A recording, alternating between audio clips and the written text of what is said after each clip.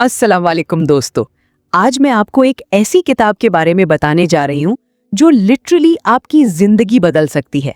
ये किताब है the power of now by Eckhart Tolle. ये दुनिया की सबसे ज्यादा बिकने वाली सेल्फ हेल्प बुक्स में से एक है और मिलियंस ऑफ पीपल की जिंदगी को ट्रांसफॉर्म कर चुकी है। लेकिन सवाल ये है, इसमें ऐसा क्या है जो इतना पावरफुल है और क्या ये सच में काम करती है? तो चलिए आज हम इस लाइफ चेंजिंग बुक को डिटेल में समझते हैं। अगर आपको ये वीडियो पसंद आए तो लाइक जरूर करें और अगर आप पर्सनल ग्रोथ और मोटिवेशन की वीडियोस देखना चाहते हैं तो चैनल को सब्सक्राइब कर लें। तो शुरू करते हैं। राइटर का बैकग्राउंड। सबसे पहले बात करते हैं राइटर एकहार्ट टोले के बारे में। एकहार्ट टोले जर्मनी में पैदा हुए थे। उन्होंने अपनी यंग एज में बहुत डिप्रेशन और एंजाइटी फेस की। 29 साल की उम्र में एक रात उनका एक ऐसा स्पिरिचुअल एक्सपीरियंस हुआ जो उनकी पूरी जिंदगी बदल गया। उस रात उन्होंने अपने अंदर एक अजीब सी अवेकनिंग महसूस की, जैसे उन्हें पता चल गया हो कि असली जिंदगी क्या है। इस एक्सपीरियंस के बाद वो काफी सालों तक मेडिटेशन और स्पिरिचुअल प्रैक्टिसेस में डूब गए और फिर उन्होंने अपने एक्सपीरियंसेस को लोगों के साथ शेयर करने का डिसीजन लिया। द पावर ऑफ नाउ 1997 में पब्लिश हुई और इनिशियली तो ज्यादा सक्सेसफुल नहीं हुई, लेकिन बाद में बहुत तेजी से दुनिया भर में फेमस हो गई। आज ये 33 से ज्यादा लैंग्वेजेस में ट्रांसलेट हो चुकी है। किताब का मेन मैसेज। तो इस किताब का मेन मैसेज क्या है? बहुत सिंपल, अभी से ज्यादा इंपॉर्टेंट कोई वक्त नहीं है। टोले कहते हैं कि हमारी ज्यादातर प्रॉब्लम्स इसलिए हैं क्योंकि हम या तो पास्ट में रहते हैं या फ्यूचर में। हम प्रेजेंट मोमेंट को कंप्लीटली मिस कर देते हैं और असली जिंदगी, असली सुकून, असली खुशी ये सब सिर्फ प्रेजेंट मोमेंट में ही मिलती है। सोचो, कितनी बार ऐसा होता है कि आप किसी काम में बिजी हैं लेकिन दिमाग कहीं और है। ब्रेकफास्ट कर रहे हैं लेकिन सोच रहे हैं कल ऑफिस में क्या होगा, या फिर किसी से बात कर रहे हैं लेकिन कल की किसी गलती के बारे में सोच रहे हैं।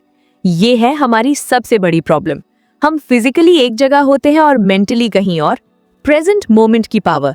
अब आता है इस किताब का सबसे पावरफुल पार्ट, प्रेजेंट मोमेंट की पावर। टोले कहते हैं, Realize deeply that the present moment is all you have. सोचिए जरा, पास्ट में आप कुछ नहीं कर सकते, जो हो गया सो हो गया। फ्यूचर अभी आया नहीं, तो आपके पास एक्चुअली क्या है? सिर्फ मौजूदा मोमेंट, सिर्फ अभी। लेकिन हम अभी को कैसे एक्सपीरियंस करें? हम तो कॉन्स्टेंटली सोच रहे होते हैं ना। टोले कहते हैं, अपने बॉडी को फील करो, अपनी सांसें नोटिस करो, अपने आसपास की साउंड सुनो। जब आप ये करते हैं तो ऑटोमेटिकली आप प्रेजेंट मोमेंट में आ जाते हैं। एक सिंपल एक्सरसाइज है, अभी अपने हाथ को देखो, उसको 10 सेकंड तक देखो और उसको फील करो। क्या आप नोटिस कर रहे हैं?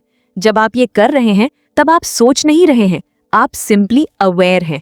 यही है प्रेजेंट मोमेंट की power. Pen body. Pen body concept. टोले एक और इंटरेस्टिंग कॉन्सेप्ट इंट्रोड्यूस करते हैं, पेन बॉडी। पेन बॉडी क्या है? ये वो इमोशनल पेन है जो हमने अपने पास्ट एक्सपीरियंसेस से कलेक्ट कर रखा है। हर इंसान की अपनी पेन बॉडी होती है। जब भी कोई ऐसा सिचुएशन आता है जो पास्ट के पेन को ट्रिगर करता है, हमारी पेन बॉडी एक्टिव हो जाती है और फिर हम ओवर रिएक्ट करते हैं। फॉर एग्जाम्पल, अगर बचपन में किसी ने आपको बहुत रिजेक्ट किया था, तो आज भी जब कोई आपको थोड़ा सा रिजेक्ट करे, आप बहुत ज्यादा हर्ट फील करते हैं। ये आपकी पेन बॉडी का रिएक्शन है। पेन बॉडी अपनी एग्जिस्टेंस के लिए और पेन चाहती है, इसलिए वो सिचुएशंस क्रिएट करती है जहां और पेन मिले। तो इसका सोल्यूशन क्या है? टोले कहते हैं, अवेयरनेस। जब आप अवेयर हो जाते हैं कि ये आपकी पेन बॉडी बोल रही है, तो ऑटोमेटिकली उसकी पावर कम हो जाती है। आप उसे आइडेंटिफाई नहीं करते। एक्सेप्टेंस और सरेंडर। इस किताब का एक और बहुत इंपॉर्टेंट लेसन है एक्सेप्टेंस। टोले कहते हैं, जिस चीज का आप रेजिस्टेंस करते हैं वो परसिस्ट करती है। मतलब जितना आप किसी चीज को डिनाई करते हैं, उससे फाइट करते हैं, वो उतनी ही स्ट्रांग होती है। तो क्या करें? एक्सेप्ट कर ले? हाँ बिल्कुल, लेकिन एक्सेप्टेंस का मतलब गिव अप करना नहीं है। एक्सेप्टेंस का मतलब है प्रेजेंट सिचुएशन को एक्नॉलेज करना, उससे रेजिस्ट ना करना। जब आप प्रेजेंट मोमेंट को एक्सेप्ट कर लेते हैं, चाहे वो कैसा भी हो, तो आपको इनर पीस मिलती है और उसी पीस से ही आप बेटर डिसीजंस ले सकते हैं। सरेंडर का भी यही मतलब है। सरेंडर करना वीक होना नहीं है, ये सबसे स्ट्रॉन्ग पोजीशन है, क्योंकि जब आप सरेंडर करते हैं तो आप रियलिटी से लड़ नहीं रहे होते। Watching the thinker. टोले एक पावरफुल टेक्निक बताते हैं, वॉच द थिंकर। इसका मतलब है अपने थॉट्स को ऑब्जर्व करना, जैसे आप किसी और को ऑब्जर्व कर रहे हैं। जब आप अपने थॉट्स ऑब्जर्व करने लगते हैं तो आपको पता चलता है कि मैं वो थॉट्स नहीं हूँ, मैं वो हूँ जो उन थॉट्स को ऑब्जर्व कर रहा है या देख रहा है। ये रियलाइजेशन लाइफ चेंजिंग है, क्योंकि अगर आप अपने थॉट्स नहीं हैं तो आप उनसे कंट्रोल नहीं हो सकते। ये कैसे करें?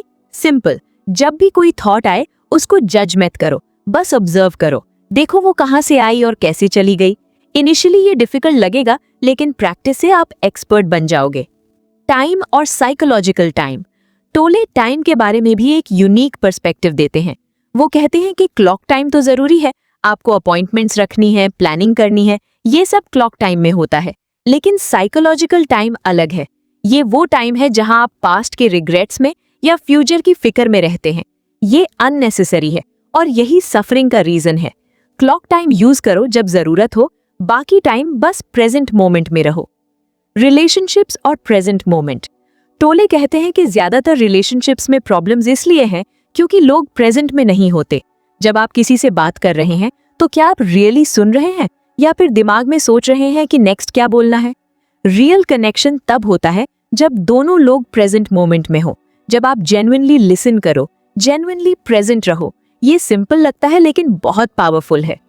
Practical tips. अब बात करते हैं कि आप इस किताब की टीचिंग्स को अपनी लाइफ में कैसे अप्लाई कर सकते हैं। Number 1, body awareness. दिन में कई बार अपने बॉडी को फील करो, अपने हाथ, पैर, ब्रीदिंग, इन्हें नोटिस करो। ये आपको इंस्टेंटली प्रेजेंट मोमेंट में ले आएगा। Number 2, gap between thoughts. Thoughts के बीच जो गैप होता है उसे नोटिस करो, उस साइलेंस को फील करो। Number 3, accept present moment. जो भी हो रहा है अभी उसे रेजिस्ट मत करो, एक्सेप्ट करो, फिर डिसाइड करो कि क्या एक्शन लेना है। Number 4, minimize future thinking. Future के बारे में तभी सोचो जब प्लानिंग जरूरी हो, बाकी टाइम अभी पे फोकस करो। Number 5, watch your emotions. जब कोई स्ट्रॉन्ग इमोशन आए उसको ऑब्जर्व करो, उसे आइडेंटिफाई मत करो, देखो वो कैसे आता है और जाता है। Number 6, practice stillness. हर दिन कुछ मिनट्स के लिए बिल्कुल स्टिल बैठ जाओ, कुछ मत करो, बस बैठ जाओ। Number 7, conscious breathing. दिन में कई बार अपनी ब्रीदिंग पे ध्यान दो, डीप ब्रेथ्स लो, ये तुम्हें इंस्टेंटली प्रेजेंट मोमेंट में ले आएगा। क्रिटिक्स और चैलेंजेस। अब ऑनेस्टली बात करते हैं, कुछ लोग इस किताब को क्रिटिसाइज भी करते हैं। कुछ कहते हैं कि ये बहुत ज्यादा स्पिरिचुअल है, प्रैक्टिकल नहीं है। कुछ कहते हैं कि रिस्पॉन्सिबिलिटीज इग्नोर हो सकती हैं अगर सिर्फ प्रेजेंट में रहोगे। लेकिन मैं पर्सनली फील करती हूँ कि ये मिसअंडरस्टैंडिंग है। प्रेजेंट मोमेंट में रहने का मतलब इररिस्पॉन्सिबल होना नहीं है, मतलब सिंपली जो काम कर रहे हो उसमें फुल्ली प्रेजेंट रहना। हाँ, इनिशियली ये कॉन्सेप्ट्स डिफिकल्ट लग सकते हैं क्योंकि हमारी कंडीशनिंग अलग है, बट अगर आप कंसिस्टेंटली प्रैक्टिस करोगे तो डेफिनेटली रिजल्ट्स दिखेंगे। अभी से ज्यादा इंपॉर्टेंट कोई टाइम नहीं है। पास्ट जा चुका, फ्यूचर अभी आया नहीं, जो है वो सिर्फ ये मोमेंट है। और जब तुम इस मोमेंट को फुल्ली जीते हो तो लाइफ ट्रांसफॉर्म हो जाती है। स्ट्रेस कम होता है, एंजाइटी कम होती है और एक अलग सी पीस मिलती है। अगर आपको ये वीडियो हेल्पफुल लगे तो प्लीज लाइक करें, शेयर करें और चैनल को सब्सक्राइब कर लें। और कमेंट्स में बताएं आपने द पावर ऑफ नाउ पढ़ी है क्या, आपका एक्सपीरियंस कैसा रहा। नेक्स्ट वीडियो में मैं आपके लिए एक और अमेजिंग बुक समरी लेके आऊंगी। तब तक के लिए प्रेजेंट मोमेंट में जियो और खुश रहो। Take care. अल्लाह हाफिज।